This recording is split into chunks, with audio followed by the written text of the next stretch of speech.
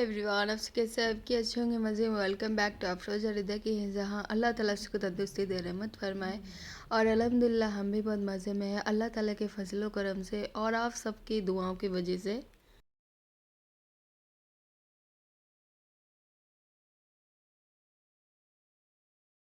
आज मैं आपके साथ रेसिपी कुछ अलग अलग रेसिपी शेयर करने वाली हूँ। फर्स्ट तो मैं रिदा के टिफ़िन बॉक्स के लिए यहाँ पे हर्षी वाली चॉकलेट सिरप की यहाँ पे मतलब इडली बनाने वाली हूँ।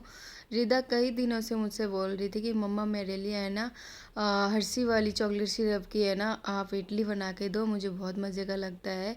तो मैंने सोचा चलो बना के आज दे ही देते हैं। और इतने दिनों तक मेरी तबीयत ठीक नहीं थी और वीडियो भी मैं अपलोड बिल्कुल नहीं कर पा रही थी, पुराने वीडियो अपलोड कर रही थी। पता है आप सबको परेशानी बहुत ज़्यादा हो रखी होगी, लेकिन देर आए दुरुस्त आए, अल्लाह का शुक्र है कि अल्लाह ने बहुत जल्दी मुझे तंदुरुस्ती फील करवा दी।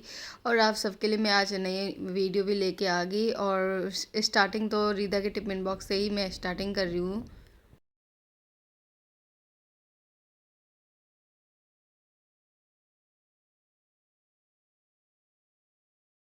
हर्षी वाली चॉकलेट की स्टफिंग मैंने कर दी थी और उसके बाद प्लेन इडली भी बना ली थी मॉर्निंग के टाइम पे। थोड़ा फ्राई इडली बनाऊंगी, किसी को ऐसा सिंपल इडली पसंद नहीं है, सांभर चटनी के साथ अच्छी लगती है या तो फ्राई इडली के साथ अच्छी लगती है। तो एक तो अलिज़बा के लिए और रिदा के लिए मैंने हर्षी चॉकलेट सिरप का मैंने बना दी है और बाकी का मैं यहाँ पे फ्राई इडली बनाने वाली हूँ।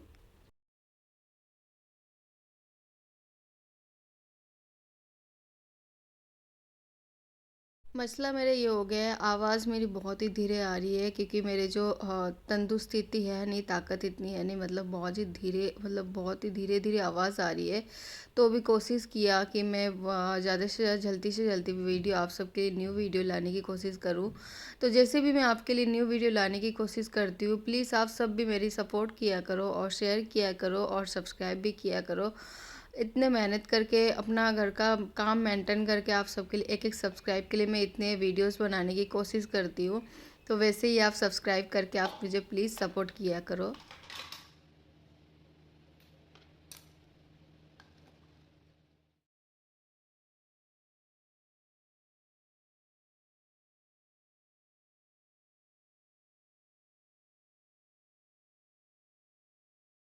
इडली मुझे बिल्कुल भी बनाने ही नहीं आती थी। अल्हम्दुलिल्लाह मेरी शुक्र करो कि मैं अपनी ननंद साहिबा का मतलब मेरी जीजी जो है, बड़ी जीजी, उनको इडली बहुत ही माशाल्लाह अच्छी बनाने आती है। लेकिन उनकी जैसे तो कंपैरिजन नहीं कर सकती, लेकिन उनकी तरह मैं बनाने की आज मैंने कोशिश की और फाइनल कट मैंने इतनी दफ़ा के बाद मुझे बनानी आ भी गई। और रिदा के टिफ़िन बॉक्स के मैंने यहाँ पे फ्रूट्स और सॉस और यहाँ पे इडली डाल के पैक करके उसको दे दिया। और रिदा अपने स्कूल के निकलने लगी और निकलने के बाद उसको मैंने देखा कि टैक्सी पे मुंह लटका के रखा है उसने। हम जैसे बस पे बैठते हैं ना, विंडो सेट पे लेके साथ में खिड़की के पास बैठते हैं, वैसे ही रिदा को खिड़की के पास बैठना था। तो मैंने कहा कि बाबू तू है ना इधर आ जा और रिदा को उधर बैठने दे दे। तो वो जिद है उसकी, जिद हर समय उसका पूरा करना चाहिए बस।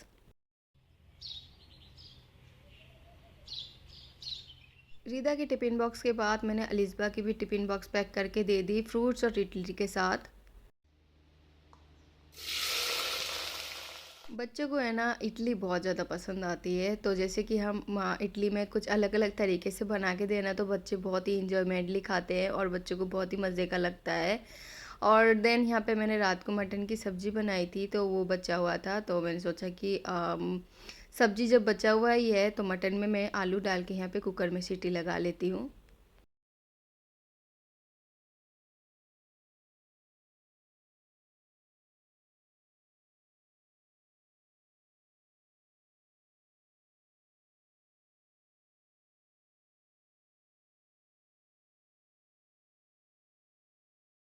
मेरी इतने मसले नहीं होते, रात की कोई सब्जी बच जाती है तो खा तो लेते हैं, लेकिन अदरवाइज़ कोई और सब्जी हो ना तो खाते नहीं है, नखरे करते हैं। तो मुझे कोई दूसरी सब्जी बनानी पड़ती है फिर। दिन में मैं 2-3 सब्जियां बना लेती हूँ। एक्चुअली आदत सी मैंने ही आदत डाल दी है। पहले एक सब्जी बना करती थी या तो दो बना करती थी। पहले जब मैं यहाँ पे नई नई शादी हुई थी तो मैं जो खाकड़े फड़े ये सब चीज़ें होती है ना, मैं बिल्कुल भी नहीं खाया करती थी। तो मैं अपने लिए अलग से एक बनाया करती थी, तो पापा जी को बहुत मज़े का लगता था वो रेसिपी। तो ऐसे करते-करते उनकी आदत भी ऐसी हो गई थी कि एक सब्ज़ी क्यों बना रहे जा रहे हो? अब भी और एक सब्ज़ी बनाया करो। तो ऐसे ही हमारे घर पे कुछ आदत ऐसे ही हो गई है, एक सब्ज़ी के बाद और एक सब्ज़ी बननी चाहिए ही चाहिए। ये वाली रेसिपी मैंने आपके साथ शेयर कर रखा है कई मर्तबा, इस बार भी रेसिपी आपके साथ शेयर कर रही हूँ। बस बताने की ज़रूरत नहीं है इतना, बस सिंपल रेसिपी है। जो दाल है मतलब दही बड़े वाली दाल है, उनको मैंने ले लिया था, उसमें प्याज, हरी मिर्ची और जीरा का फ्लेवर डाल के इनको मिक्स कर ली थी और नमक भी शामिल कर लिया था। शामिल करने के बाद ऑयल में एक-एक करके मैंने डाल दिया है।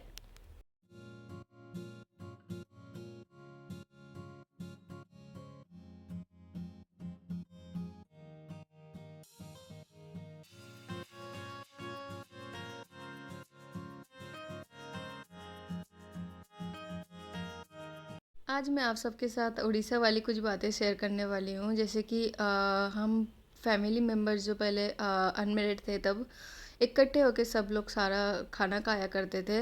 मतलब एक सिंगल वर्ड कोई भी नहीं खाया करता था और एक चावल के साथ सारी मतलब 4-5 आइटम होनी ही होनी चाहिए थी।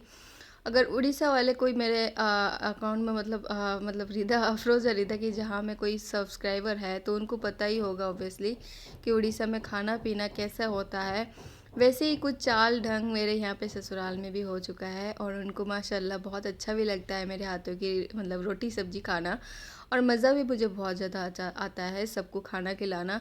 अदरवाइज़ सारे काम में मुझे बहुत ही ज़्यादा आलस आती है और कुछ नहीं।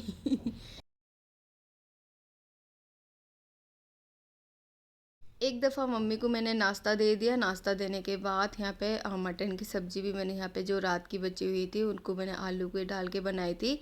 एक बॉल्स में डाल के साइड में रख देती हूँ।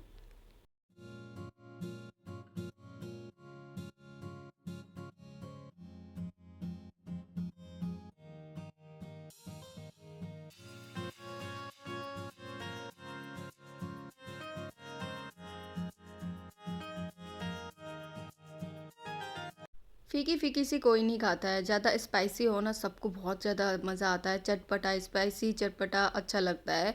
तो इडली मेरी बची हुई थी इतनी तो इनको थोड़ा छोटे-छोटे टुकड़े में कट कर लेती हूँ। कट करने के बाद यहाँ पे इनको फ्राई करने वाली हूँ मैं।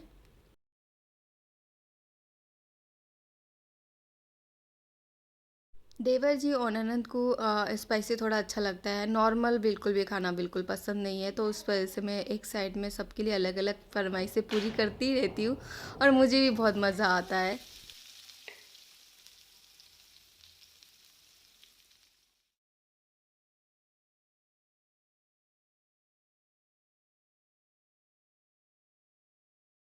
मसला मेरा ये हो जाता है कि एक बार तो सबके लिए कर तो देती हूँ, बाद में मेरे जो किचन का जो काम है इतना बढ़ जाता है और उसके बाद मुझे सफाई करते-करते 1 डेढ़ 2 घंटा तो हाईएस्ट पूरी लग ही जाती है।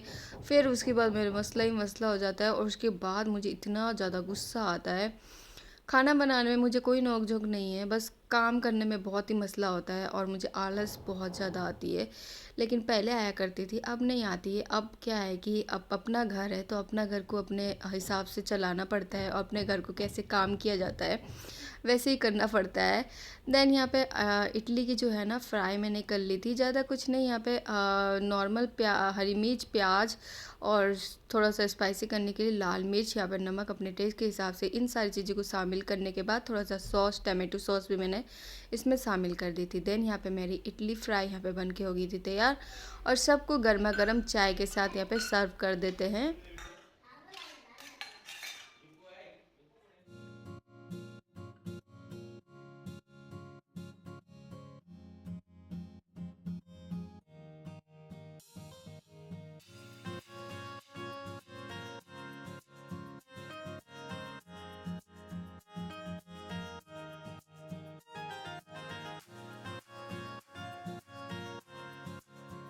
जब भी हम ब्रेकफास्ट बना लेते हैं ना कुछ ऐसे ही तरीके का प्लेटिंग लग जाता है और सबको एक एक वन बाय करके मैं चाय सबको सर्व कर देती हूँ। मम्मी जी सामने ही खड़े हुए थे तो मम्मी जी को मैंने बोला कि आप एक एक करके सबको दे दो, मैं चाय फटाफट से सबको दे देती हूँ क्योंकि आज मेरा भरा पूरा परिवार आज है सब, मतलब दादी सास और मेरी ननंद और देवर और ननंद की लड़कियां सारे के सारे मौजूद है। माशाल्लाह देख के ही बहुत अच्छा लगता है। जब फैमिली सारे हो ना तो इकट्ठे मज़ा आता बहुत है। और जब कोई घर पे ना हो ना तो घर सूना सूना सा लगता है, बिल्कुल भी मज़ा नहीं आता है। लेकिन हाँ, एक चीज़ अच्छा नहीं लगता है, बस काम क्या है ना मेरा एक्स्ट्रा बढ़ जाता है। लेकिन मज़ा बहुत आता है जब भी हमारी ननंद आती है इतने दिनों के बाद, और मैं भी अपने पियर जाती हूँ ना तब भी मुझे मज़ा आता है। अभी तो मैं पियर नहीं जा पाऊँगी, लेकिन मुझे लगता है टाइम साल भर में एक बार ही जाती हूँ मैं, और भी छुट्टियों में। अब तो रीता की जब छुट्टी होगी तभी जाऊँगी इंशाल्लाह।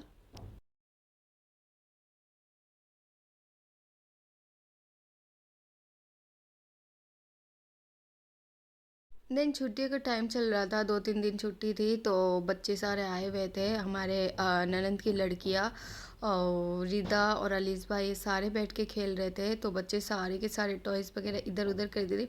लेकिन माशाल्लाह बच्चे बहुत ज़्यादा स्वीट है, और सारे के सारे बच्चे ने खिलौने में टॉयज़ वगैरह जो थे समेट के रख दिए थे। और बच्चे सारे स्लाइड पे खेल रहे थे। मैंने सोचा कि थोड़ा सा वीडियो इनका ले लेती हूँ, मज़ा बहुत आता है इन सब के साथ मुझे मस्ती करने में। बच्चे हो तो घर में मज़ा ही आ जाता है।